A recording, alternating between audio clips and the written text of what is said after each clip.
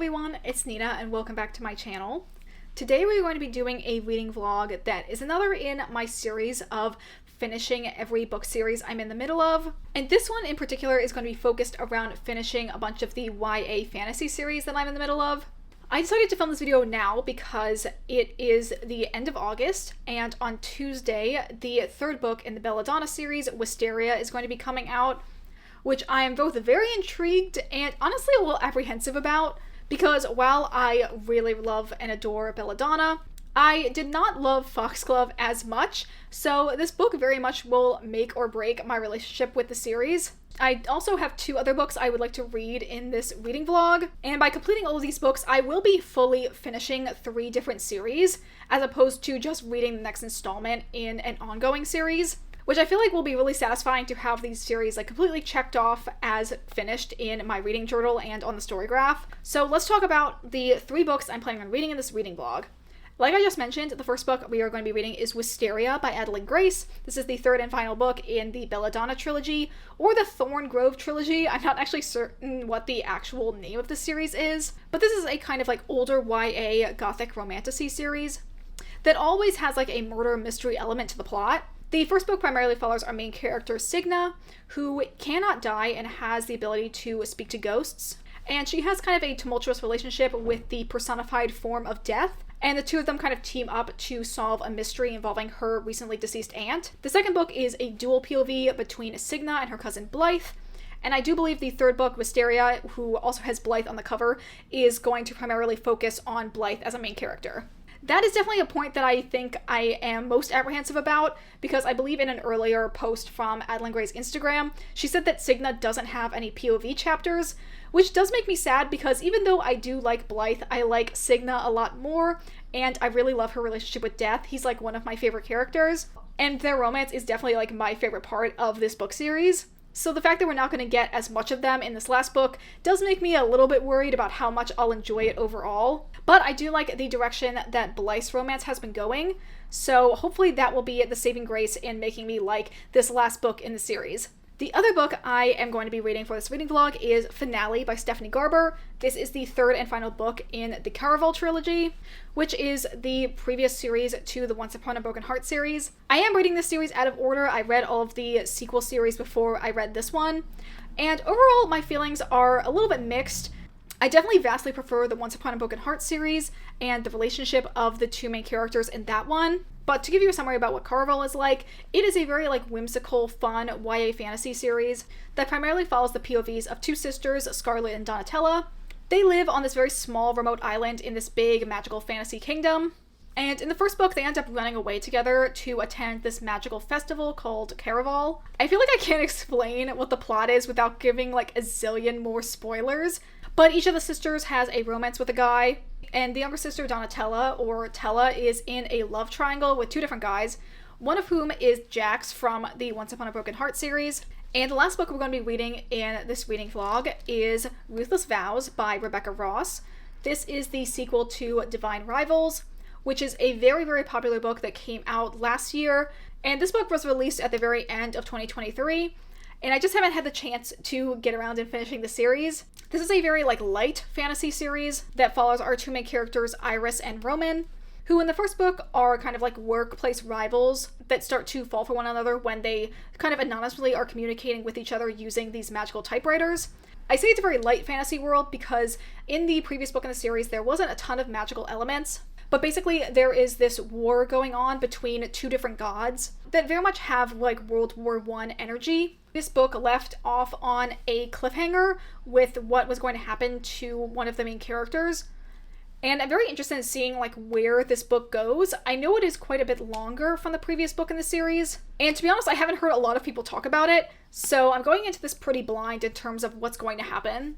So those are the books we're going to be reading in this reading vlog. I actually am going to start off now by giving you my first update, because over the course of the last 2 days, I have read quite a bit of Finale by Stephanie Garber. So let's jump into talking about that book now. So as I just said, I am reading Finale by Stephanie Garber. I think I'm around 45% of the way through. Like I said in the summary, I have read the Once Upon a Broken Heart trilogy before I read this series, and I really don't like this trilogy as much as I do Once Upon a Broken Heart. I just feel like I don't like the main characters, Tella or Scarlet, as much as I like Evangeline, nor do I like the romantic male leads as much as I do Jax. So I feel like Jax really has been like the saving grace of this series for me. And it is very fun to read the sections of the books that have him in it, because we are seeing Jax in a much more like outwardly villainous role here versus Once Upon a Broken Heart, where he's much more of like an anti-hero.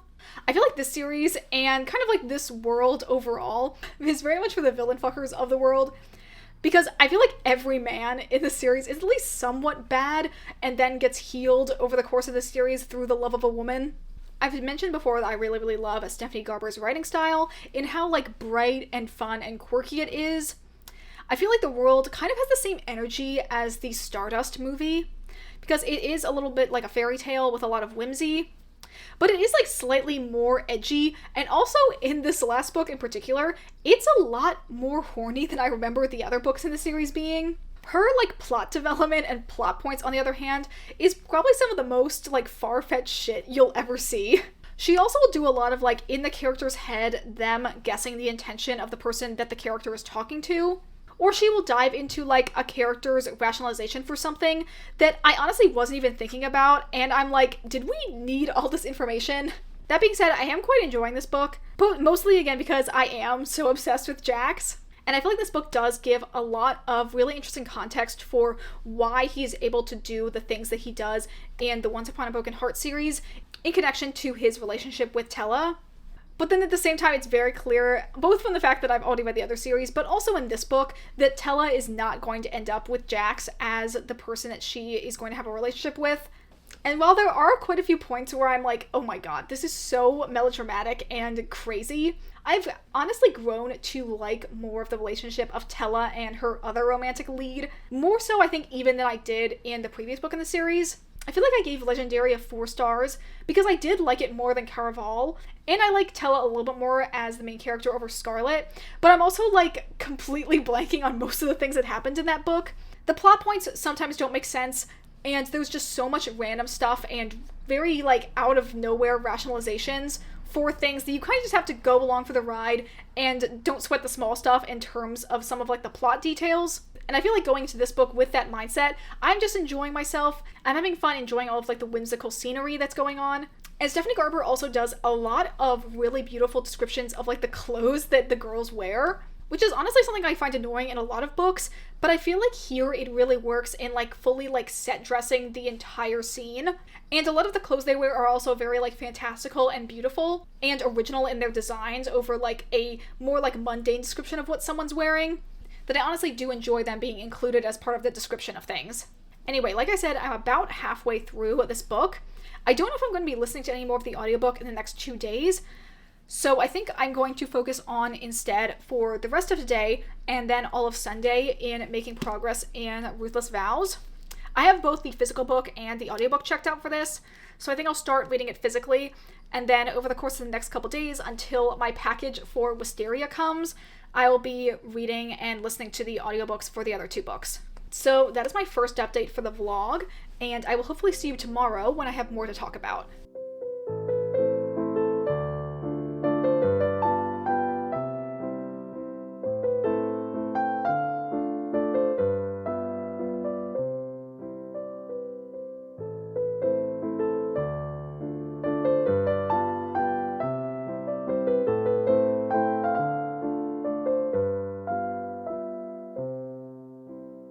Hello, so it is now Tuesday. Sorry I didn't update you on Sunday like I had initially intended.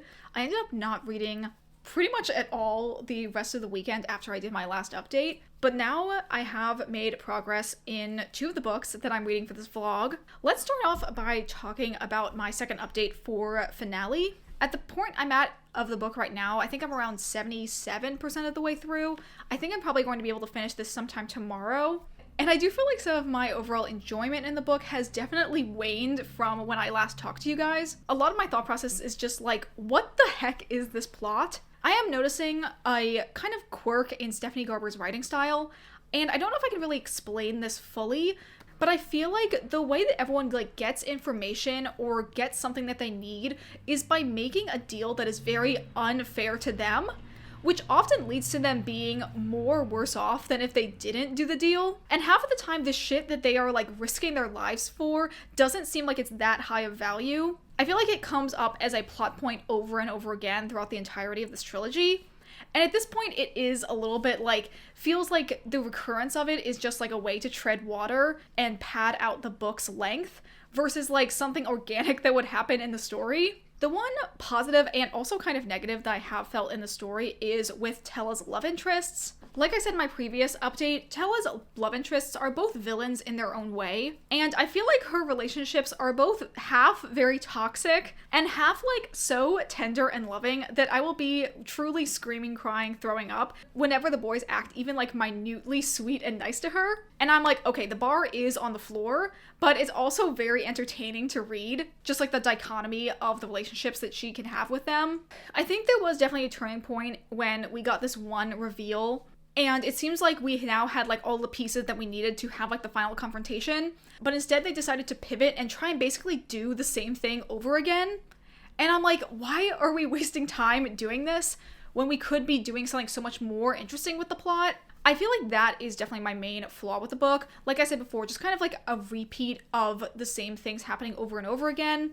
And there's just, I feel like so many different ways you could have done this story that would be more entertaining or interesting. I do think from reading some other people's Goodreads reviews that this is definitely the least highly rated of the entire series. And it seems like a lot of people that gave Caraval and Legendary 4 or 5 stars often will give this book a much lower rating. I think since from the beginning I was kind of middle of the road with this series to begin with, I'm not having too bad of a time, but I definitely feel bad for those people that went into this series really loving it and then felt like everything in the end just really fell flat. So yeah, that's kind of where I am right now with this book. I'm going to try and finish it up tomorrow, and probably on Thursday I'll give like a final update for finale. But the other book I have been reading, as you saw from some of like my B-roll clips, is I have now started Ruthless Vows by Rebecca Ross. I am not very far in this. I'm only around chapter 5, which I think is like 50 pages in, so not very far at all. I've been primarily reading it physically, but I did read a little bit of the audiobook as well. And there isn't a lot that I can really say about this because I feel like the previous book left off on such a major cliffhanger with the two characters divided and going into this book with a very, very different perspective compared to where they were in the previous book, that pretty much anything I say about this book is going to be a spoiler. The only thing I can definitively say is that it seems like this book is focusing a little bit more on the god characters that very much played a very minor role in the previous book in the series. Like, we know that the reason that the two countries are at war is because the members of the countries are siding with either one of these two gods that are very much kind of like a Hades and Persephone allegory. And one of the gods, Enva, we didn't even like see in person in the previous book, but this book like opens up in the prologue from her perspective. So I am interested in seeing a little bit more of how they're going to get woven into the story, if they're going to interact with Iris and Roman at all. Even though it's been a little while since I read the previous book in the series, I feel like I've been able to jump right back into it very easily. And I really do like Rebecca Ross's writing style in this series specifically. I did read A River Enchanted, and I thought that book was so boring. And I don't know if it's because that was one of her earlier books and that also was an adult series versus this is her most recent series and it's YA. Just something about this and the two characters, their relationship, I just have so much more emotional attachment to compared to when I tried to read her other series. But I'd be interested in seeing if any of you guys have read more of her backlist, if there's other books that I should try out in the future as well. So that is it for my update on this.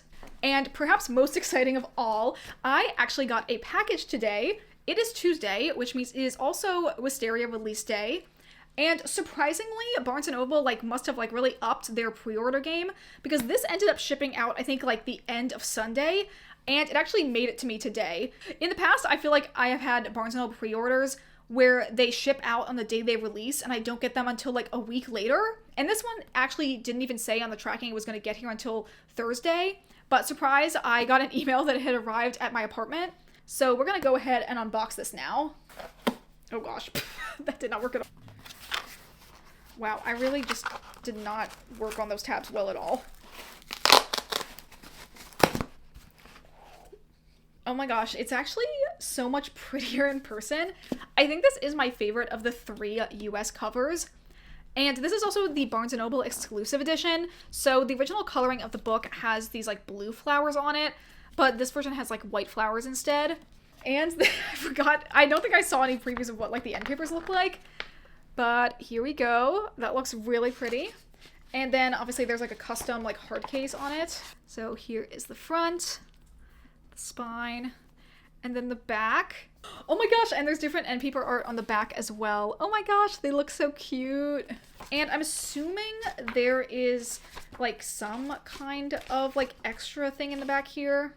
So yeah, there is like a special like bonus chapter, like deleted scene in the back as well. Oh my gosh, I'm so excited to have this. I'm a little bit torn now because I do obviously want to make more progress in reading Ruthless Vows. And I feel like as soon as I start reading this, I'm probably going to want to like binge the entire thing over the course of like 2 days. So I don't really know what I'm going to do. I think Ruthless Vows is divided into like 5 parts. So maybe when I get to the end of part 1, that will be a good enough stopping place for me to then pivot over and read some more of this.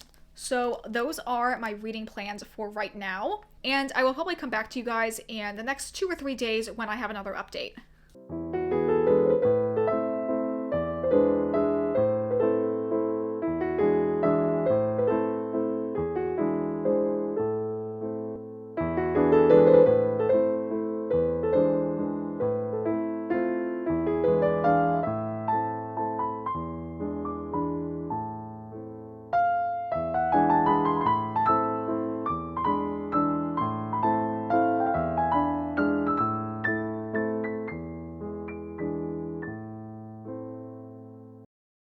I'm gonna hold my mic for this clip because it's really hot out and I don't feel like turning the air off right now. But I wanted to do another update.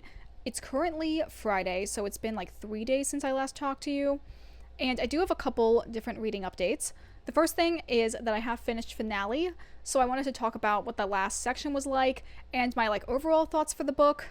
This book, I feel like was just a lot of like whiplash. One chapter I would really enjoy, and then the next chapter they would make a stupid decision and I would be like, why the fuck are you guys doing this? And there were just a lot of scenes that really made no sense to me. But there were also a lot of other scenes where either the atmosphere was really good and there was just a lot of like beautiful descriptions and very like inventive elements, or there would be parts where the romance was just really hitting right. Although I do think in terms of things I like in Stephanie Garber's writing style, it felt like this book had a little bit like few and far between of those particular moments. I think I'm going to land on a 3.5 stars for this one. That's the same rating I gave Caraval as well as the last Once Upon a Broken Heart book. I think I like this one a little bit more than Caraval, but definitely less than Legendary, and probably overall less than the other books in the Once Upon a Broken Heart series. Really nothing can top The Ballad of Never After in terms of like my favorite Stephanie Garber book, and I honestly wasn't expecting this to, considering I just don't like the main characters as much as I like Evangeline. But that is my reading update for Finale. Also, over the course of the last 2 days, I have made a little bit more progress in Ruthless Vows. I'm about to start chapter 15, which I think is around like 30% of the way through. So I'm about a third of the way through this book. And so far I am still enjoying it. I can understand a little bit of what people don't like about this book, but at the same time, I'm still really enjoying the writing style and overall having a good time with it. My only problem with this is that I do feel like I really just want to know everything that's going to happen in this book, like almost as quickly as possible, because right now we're in a very like tense sort of setup. So because of that, I just haven't really wanted to listen to the audiobook. I can read a physical book a lot faster than listening to an audiobook. So I think I'm just going to buckle down and probably read the rest of this physically. Even though I do really enjoy the audiobook for Divine Rivals, I think both of the narrators do a really good job. But I'm actually in part 2 now. I think originally I said I was going to switch over to Wisteria when I got to part 2, but I think I'm actually going to read a little bit more of this until I can get around to the start of part 3, or at least as far as I can get to tonight. And then tomorrow morning, before I do my next update, I probably will start Wisteria. So that's everything I've read for right now, and I will check back to you tomorrow when I have another update.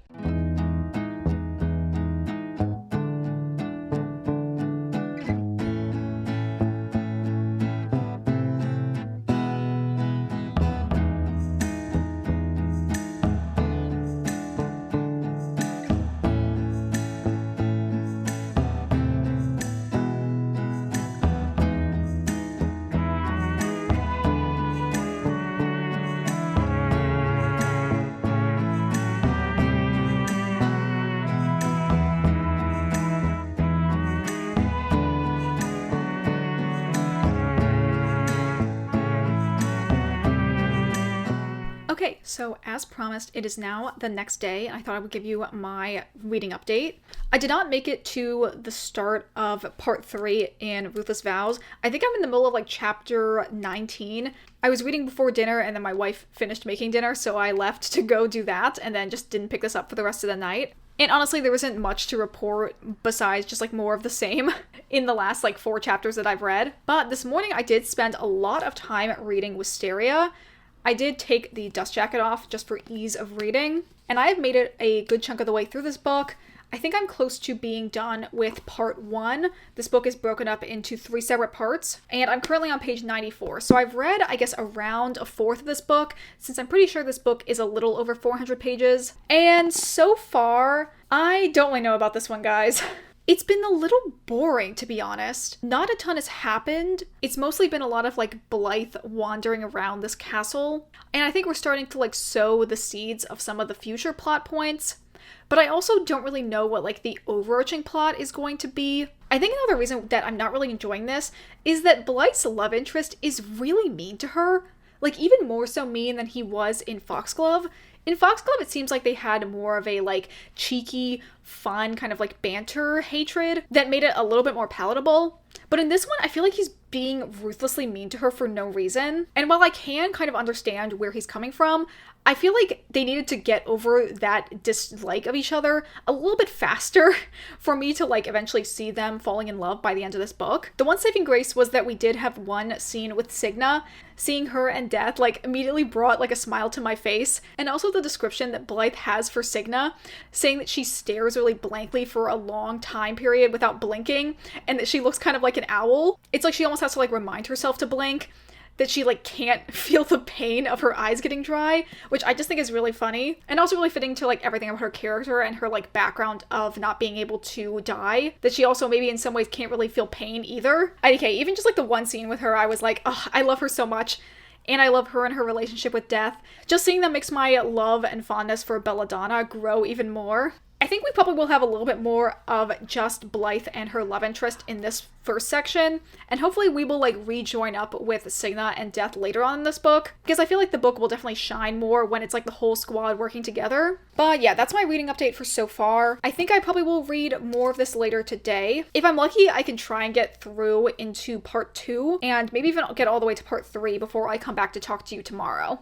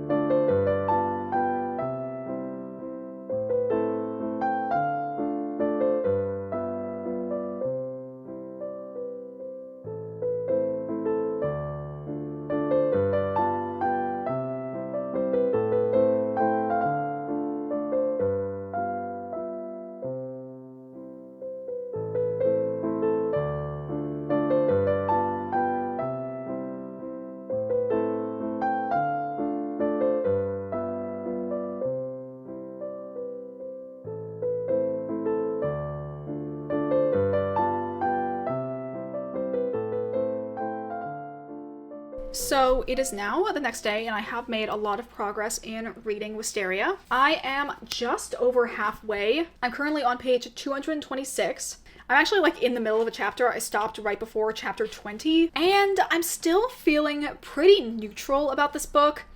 There definitely have been a couple scenes where I was like starting to feel the chemistry come through and enjoying the interactions that Blythe is having with her romantic interest. There's also been a couple scenes where like the beauty of the atmosphere was also really hitting. But overall, I do feel like this book has been very slow in the first half. I feel like there definitely could have been at least like 2 or 3 chapters cut, or just like reformatted in other ways, so as to kind of like cut down the beginning section when Blythe and her love interest aren't on good terms.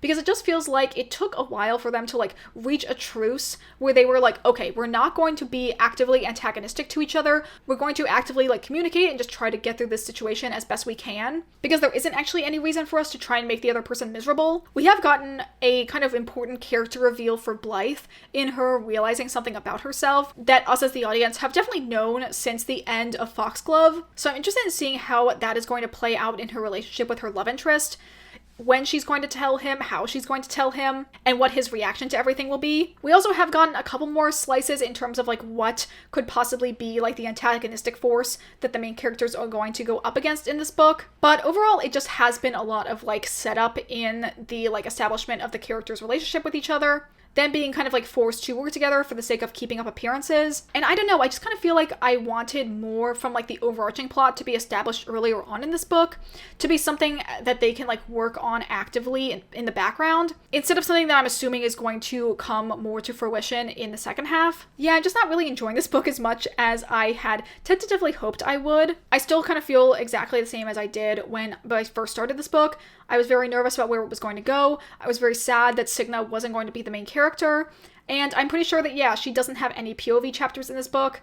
Although we still have been able to see her and Death interact together, which is very cute. And obviously I love seeing them in any form, even if it's not from more of Cigna's perspective. So yeah, that's how I'm feeling so far. I probably will read a little bit more of this today. My main goal is to try and finish this book before Tuesday, because on Wednesday we are leaving for 5 days to go to Chicago, and I don't really want to have to bring this on the plane. So I'm going to try and do my best to finish this in the next like 3 days, and hopefully come back with you with a final update before I leave. Okay, it's been a couple days. I had initially been hoping to film this update before I went on my trip to Chicago, but that did not happen. However, I now have finished the other 2 books I was reading in this vlog, so I thought I would give you my final thoughts and wrap up here. Starting off, let's talk about Ruthless Vows. I actually did really enjoy this book. I do think it is slightly worse overall compared to Divine Rivals, and I can also understand why people who really like that book maybe didn't have as much of a good time with this one. Especially if your favorite part of Divine Rivals was the romance, because there definitely is a lot less of it in this one, and it's much more heavily focused on like the overarching plot and expanding the world building. But I really liked all of those elements. I thought it was really cool meeting the god characters, who are only really talked about in passing in the previous book, and just like all of the minutiae with like the wartime situation that's going on. And even if there was less romance, I still really liked the romantic elements that were in this book. I think the really annoying thing from the previous book that people probably were scared of going into this one does kind of fade away by like the 40% mark. And even before then, it kind of was not as big of a deal as I thought it would be. So I feel like I was just like kind of pleasantly surprised in the fact that that whole plot point didn't really annoy me as much as I thought it would. And overall, I thought this book was well-paced, had a lot of good action. I thought all of the new elements that were added in made a lot of sense for the world, as well as plot points from the previous book were carried through into this one really well. So yeah, overall, I really enjoyed this book. I'm going to give it 4 stars, which is the same thing I gave Divine Rivals, although at the same time, like I said before, I think Divine Rivals is a bit of a better book. At the same time, I don't think this is necessarily so much worse of a book that would warrant it going down half a star. I think I'm fine putting both books in the duology at a 4-star ranking for me. Like I said earlier in the vlog, I'm not 100% sure on if I would read more books from Rebecca Ross, since I did read River Enchanted and thought that book was so boring and really didn't like it. I think it might just be a flash in a pan type situation where I really clicked with both the romance elements as well as like the overall world building she created in this book. So unless she sets another book in the same universe, I don't know if I would like it. Although, as I said before, I don't know if it maybe is a difference between reading one of her adult books versus one of her YA books. So maybe one of her other YA series might be more of my speed. I don't know. I'd be interested in seeing in the comments down below if you guys have read anything else by her and what you thought of it. On the other end of the spectrum, I also finished Wisteria, and this book was just bizarre. I can really only describe it as bizarre. That or whack. I feel like so many of the later elements of this book, like basically the last 100 pages, was truly just whack. The pacing of this book overall, whack. The last 100 pages and like some of the reveals that were happening, whack. The major like villain of this book and kind of the way they deal with the consequences of her actions, also very whack. I don't know, I thought for a while this book would be a 3-star just because it was kind of boring. but the last section of it honestly has moved it down to maybe like a 2.5 star. It feels really sad to give a book that, you know, the start of the series, Belladonna, is a 5 star, and now by the time we've made it to the 3rd book, it's half that ranking. But I just feel like there weren't as many good things in this book to really save it for me. I kind of feel like that Malcolm in the Middle meme that's like, I wasn't expecting anything and yet I'm still disappointed. I just feel like overall the series really took a turn in a direction that just was not what I personally would have wanted for the series, or what I really like in books. I also do think that maybe that came from a place of maybe Adalyn Grace not really knowing where she wanted the series to end when she started writing it, or just like maybe going through a lot of different like revisions that changed the original structure of the storylines. Because there were just some things in this book that really made like no sense to me and just kind of seemed to be like drama for drama's sake, as opposed to like a natural progression of where the story would go. So yeah, I just wasn't really happy with this last book in the trilogy. However, I do think it is somewhat clear from the ending of this, and also from like other people's posts I've seen on like Instagram, that it does seem like this book is hinting at there being some type of like further continuation of the series, whether or not that's going to be a like novella or a like spin-off series of some kind. That there are a lot of things in this book that are left undone for the purpose of them being followed up with in a future book. And I'm still kind of holding out hope that that another hypothetical 4th book would give me what I want from this series. However, I do think I am probably done with buying the like Barnes & Noble exclusive special editions of these. I'll end up just picking the next one from the library instead of pre-ordering it, because I do think the audiobook of Belladonna with Kristen Atherton narrating is like one of my favorite parts of the series. She's definitely one of my favorite audiobook narrators, so I feel like her like giving voice to this series is probably the only way I would want to consume it again. So yeah, I'm actually not really sure what I'm going to do with all of my special editions. I think I'm going to hold onto them for now and not like immediately unhaul them, but they definitely would be on the chopping block for an unhaul in the future. So these are the 3 books I read in this vlog. Even if the results in terms of star ranking was not that great, I am really happy at the same time that I finished all of these books in series that I really love, and it's very satisfying to be able to mark all of these books off as completed in my Storygraph and in my reading journal. So that is going to be it for this video. If you guys like this video, consider liking, commenting, or subscribing if you aren't already. I would love to hear if you guys would like to see me do more of these like finishing series reading vlogs in the future, since I really have a lot of fun when I'm filming them. Please let me know if you'd like to see a part 4 of this video series. Also, consider following me on the Storygraph or on my Bookstagram if you'd like to see my reading updates in real time. And that is going to be it from me today. I hope you all have a wonderful day, and I will see you all in the next video. Bye!